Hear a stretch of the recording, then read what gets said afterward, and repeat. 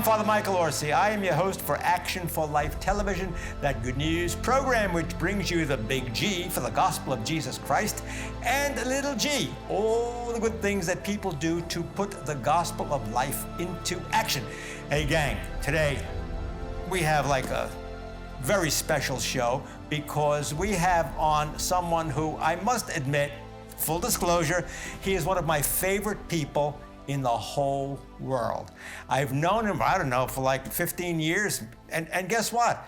I even performed the marriage between him and his wife, and now he has 5 children, correct? 5 children? We just had number 6, so yeah. This guy moves fast. Little one, his name is Maximilian. Little guy's name is Maximilian. So we want to congratulate you and your wife, the fair maid Elise, on the new baby. Now, this gentleman's name is Royce Hood, but to me, he is Robin Hood. So you're going to be hearing me calling him Robin Hood because that's how I think of him, as Robin Hood. And as I said, I've known him for a long time. I met him when he was in law school, and he came to my office one day with this, this grandiose plan about a summit for life in Washington, and that we were going to have all these guest speakers coming in. And I said to myself, I don't know, does this guy know what he's talking about? This is like a big deal. This is like a big deal. We were going to have the meetings at the press club in Washington. So many years ago, I had a pastor. He's since passed away, and he said to me, never stifle initiative. And I remembered what he said, and I said to myself, this guy looks like he can do it. And boy, did he do it. It was a tremendous, tremendous success. And once somebody proves himself to you once, you give him free rein. So I've given him free rein ever since. So we're going to talk a little bit about his planning for the summits. There have been a number of them now for life in Washington, in different parts of the country. And one is going to take place, guess what? Right here in Collier and Lee counties. So he's going to tell us about that too. And then we're going to talk about his radio show, which is called Truth, Culture, and Life. And guess who's on the radio show? And it's now getting national and international recognition. I'm even told that Putin wants to have it on in Russia. Is that true? Well, I don't know. Okay, Robin Hood, tell us about the Summits for Life. What are they all about?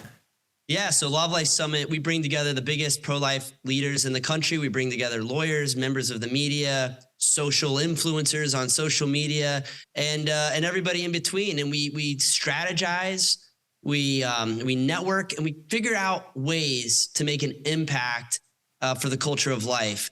And up until the Dobbs decision, our efforts were largely focused on Roe v. Wade, overturning Roe, chipping away at the Roe decision. And since the Dobbs decision, we have switched gears. We're still doing our DC summit every single year. It's always the day before the March for Life. But now we're also going into states, and we're harnessing the power of local advocates that are doing things like running pregnancy centers, running maternity homes, running pro-life operations in their communities to figure out how can we harness them locally to make an impact through ordinances and through state law. And we really believe that, history is on our side, momentum is on our side, and most importantly, God is on our side. Hey, wow, you see, gang, Robin Hood's talking about, the Dodd decision, a very, very important decision, knocked down Roe v. Wade, and therefore the states now have a lot of power over whether or not they're going to allow abortion and the time period that they're going to allow abortion. So it's now a battle on the state level, but we can't forget about the national level too, because there is a certain president who Father O does not like, who wants to codify abortion into law, and that means it becomes the law of the land. So like Yogi said, it ain't over till it's over. So Robin Hood, tell us about the national level and then about the local level, and and why the battle continues. Yeah, no, that's a great question. And it's clear. First of all, Roe v. Wade was decided on zero precedent.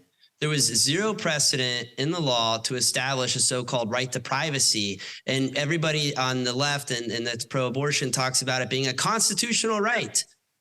Abortion is never mentioned in the Constitution, and neither is this right to privacy that would have allowed abortion to exist. So Roe was the creation of a activist Supreme Court, which took power away from the people. It is the people in this country that are given the power to elect representatives to push laws that they agree with. And that's why we have elections every couple of years to vote members into the House and every 6 years for the Senate.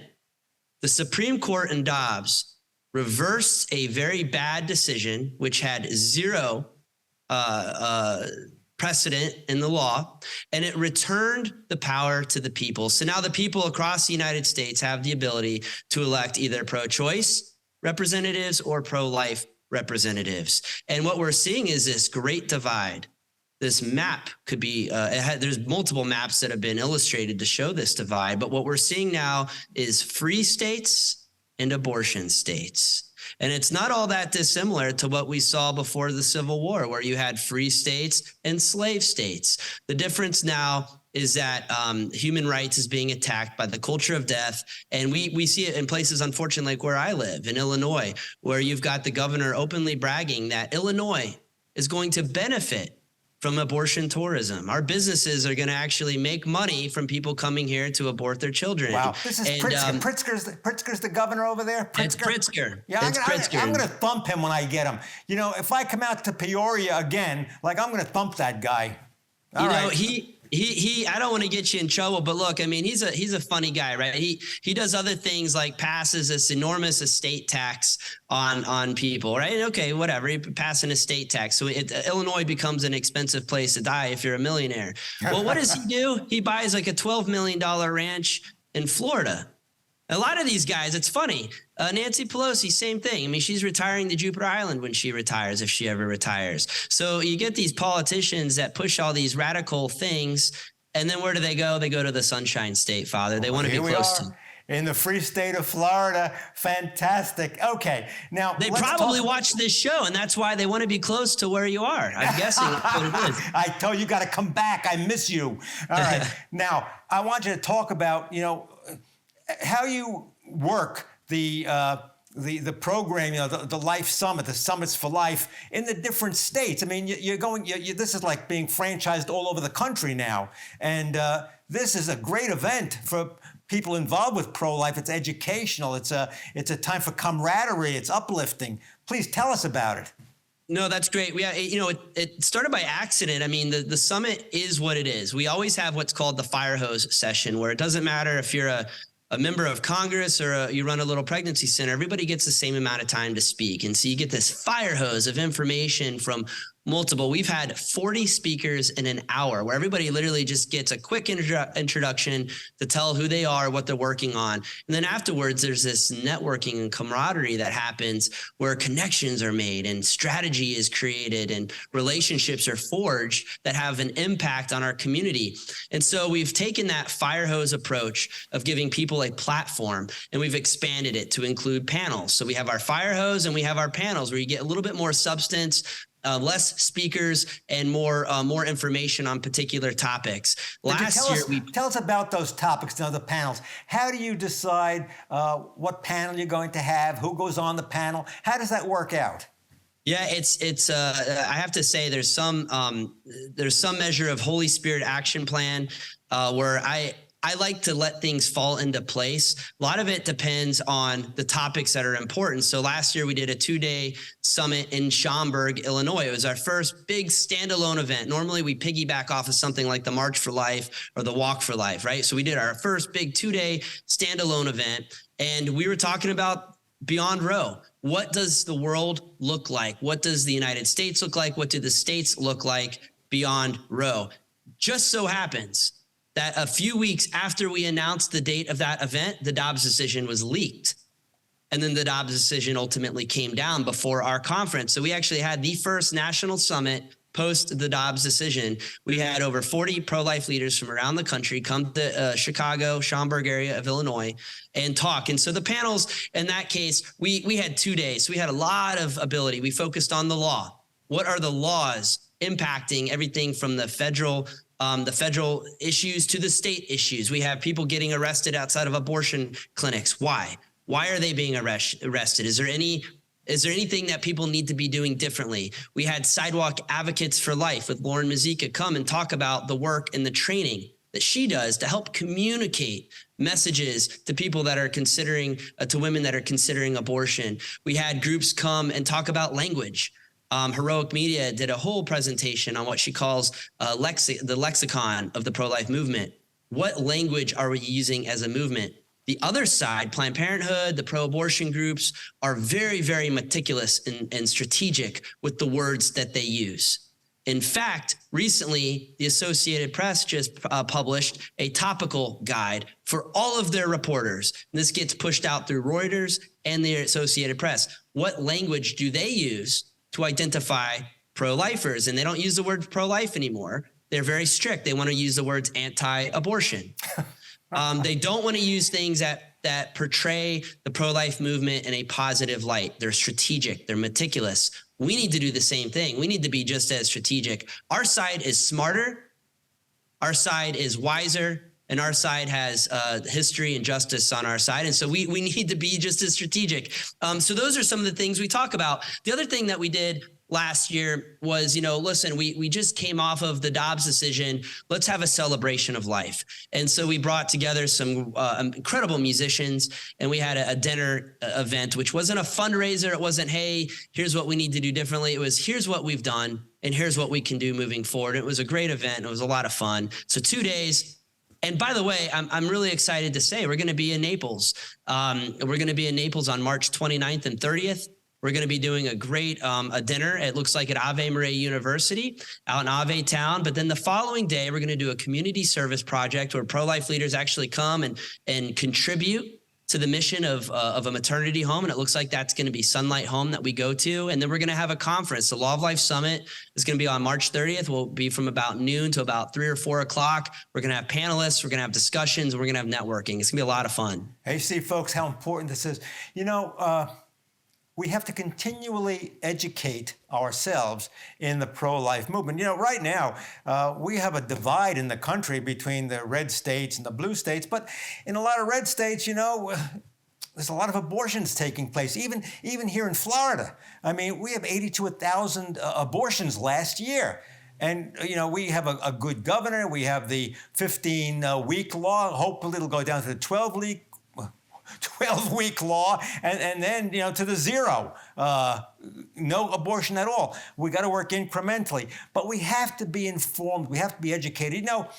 Good intentions are good, but you have to have the ammo, gang. You have to have the facts, gang. You have to have the ability to discuss these issues in an intelligent way, because they have to be brought out to the public.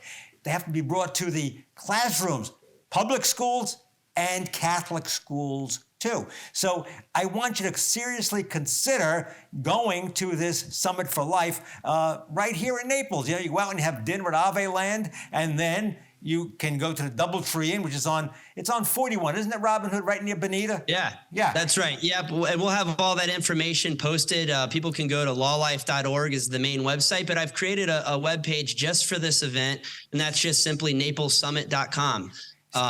naplessummit.com. I'm just making sure that's correct, but that'll have all the details for registration, as well as the excursion that we're going to be doing at Sunlight Home. So people will have a shuttle. If anybody wants to meet at the hotel and then take a shuttle to Sunlight Home, we'll be able to do that. And we want to do that. We want to make sure that we're not just talking, but we're doing.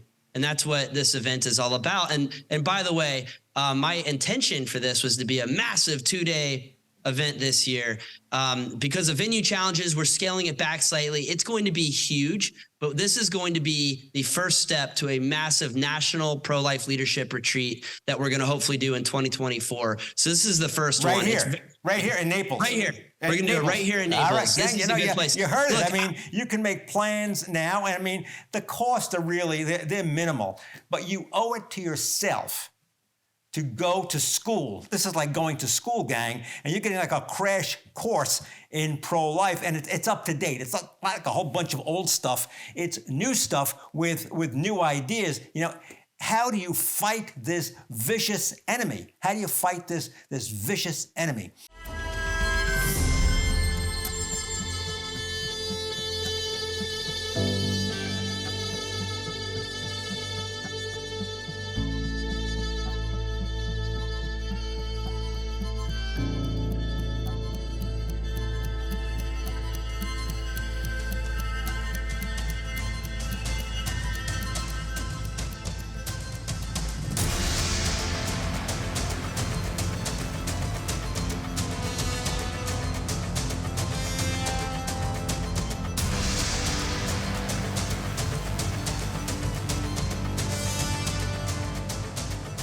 As you can imagine, producing this wonderful program, Action for Life, it costs a great deal of money. We're going to need your help. So if you would like to donate to keep this good news program on the air, please go to your computer, your cell phone, actionforlife.net.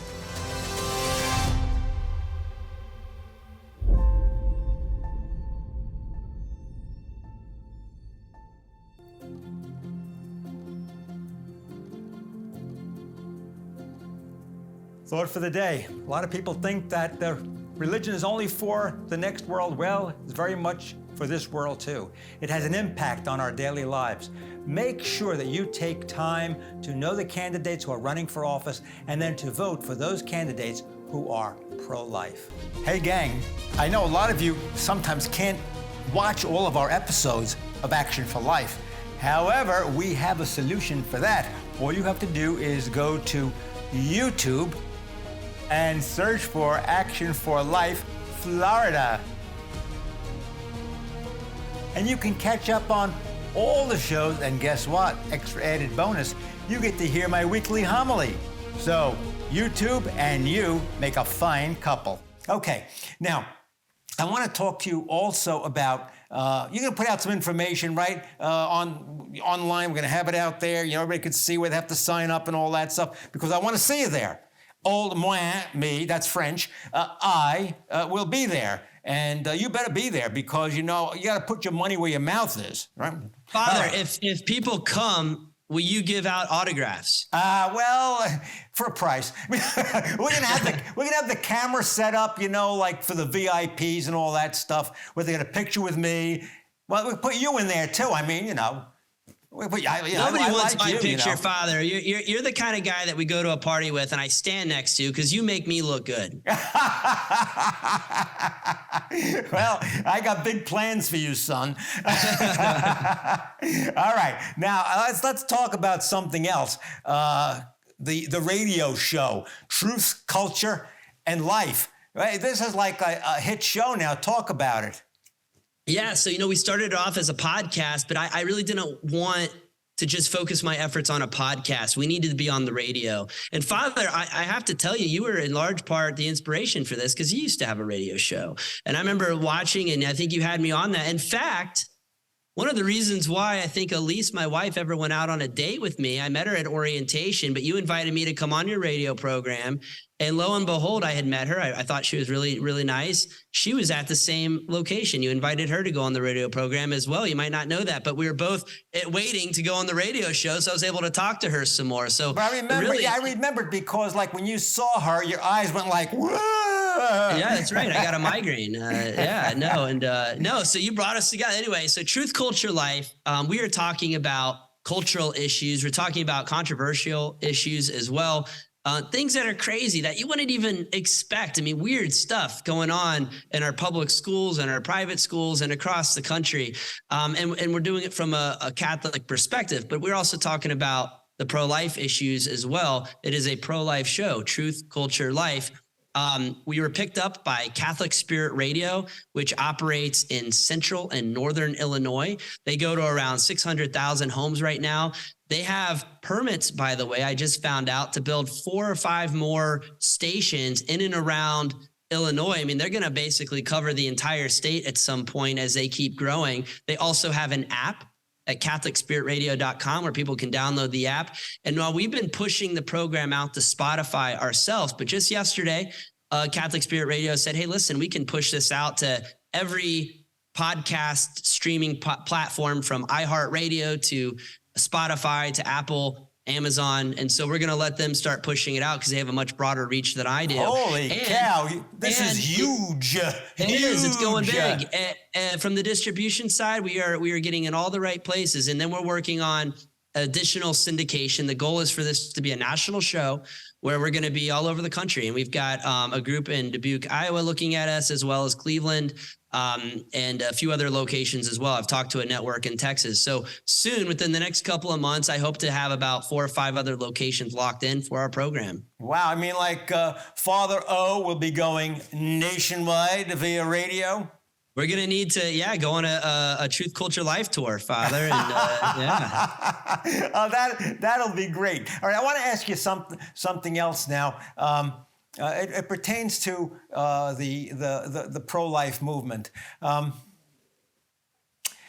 What do you think, honestly, about any successes in the blue states? We heard, just recently, Marjorie Taylor Greene practically calling for a split in the country because of the different cultures between reds and blues. What do you think? What's she talking about? Is she right? Where do we go with this?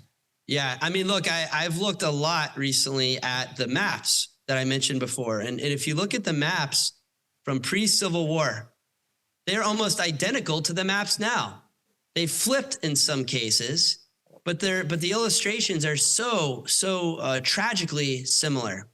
We have got such a divide right now. And what's scary about this situation, for many reasons, is take a state like Illinois, where a majority of this state is actually probably pro-life. But Chicago and Springfield have such sway with the numbers that they're able to flip our state to the other side. And so now you've got these radical policies here, and it doesn't just stop at abortion. I mean, we have situations here in Illinois where they're giving, young children things like puberty blockers and things of this nature without parental consent, by the way. Parents that argue against it might even be reported for abuse and neglect. It's unbelievable. So an attack on parental rights, an attack on life. I think that we've got a divide like never before. But because of state sovereignty, we're going to continue to see that divide increase. You're going to have states that are pro-abortion. You're going to have states that are pro-life. And it seems like people are beginning to migrate when they are able to the states that represent their ideologies. Now, I don't know if that'll be the case or not. Look, we have to hope that Florida and Texas, for example, don't ever flip. And there's always been this concern, keep your California out of our Texas. I've seen those signs quite a bit. But it keep seems New York out of our Florida. Keep New York out of Florida, right? Right. And it seems like, for the most part, people that move in are doing that. Just look at the numbers. Florida, I figured in the last election, the election would be much tighter than it was. It wasn't tight at all. It was a landslide. Right. And so that tells me that the people that are moving in are voting the correct way, at least in terms of these issues that we care about. And what do we care about? We care about life. We care about parental rights. We care about religious freedom. The other side wants to shut all these things down. And basically, you have a divide. It's no longer left versus right. It's communism versus freedom. Right. Another question I have for you. I began the show talking about, a certain president that I'm not overly fond of because of his radical pro-abortion stance. And he's talking about codifying abortion in the, make it a constitutional right. Now, explain to us, what does that mean? And is there a possibility he could, or it could happen? It's interesting that this president that you're referring to his party controlled the House and the Senate, and they didn't do it. He's fire hosing people. He's galvanizing his base. Why didn't they do it when they had the chance? Mm-hmm.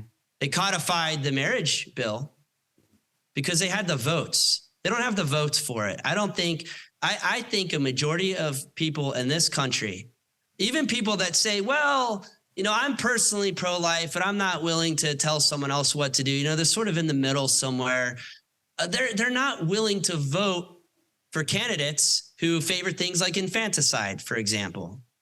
And the problem this president has is that the policies that he and his minion Harris have in common is that they are voting for things, they're pushing policies that are basically infanticide. They want things, abortion legal for any reason, at any term in the pregnancy, at any time in the pregnancy, no questions asked. And that's what we have here in Illinois, by the way. And they say, for the life of the mother, this, that, and the other. And that's a gray area. What does that mean? It means whatever they want it to mean. There's very little accountability. And I think a majority of Americans, when it boils down to it, are against that radical ideology. But to codify Roe, you would need to be able to do that in the House, and you would need to be able to do that in the Senate. It would be done in the form of a bill, which would be signed by the president into law.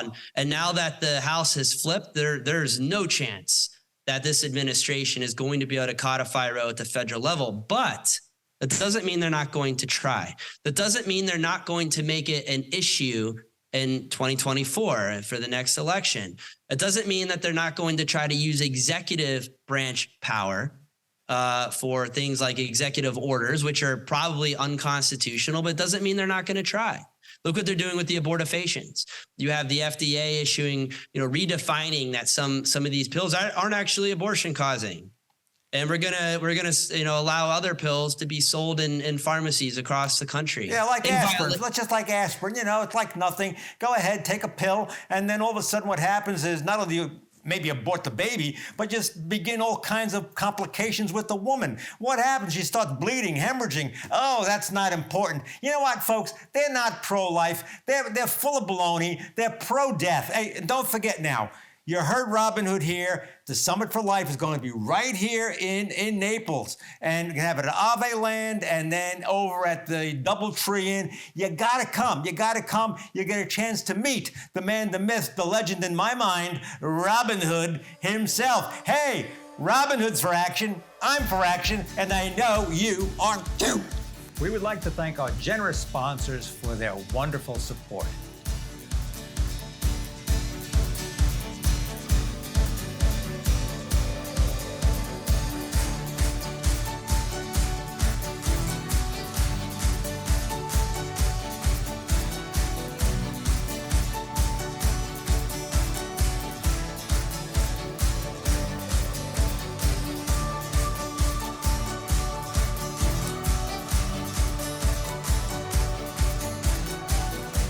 Thanks for watching. Please join us next time for Action for Life. I'm for action, and I hope you are too.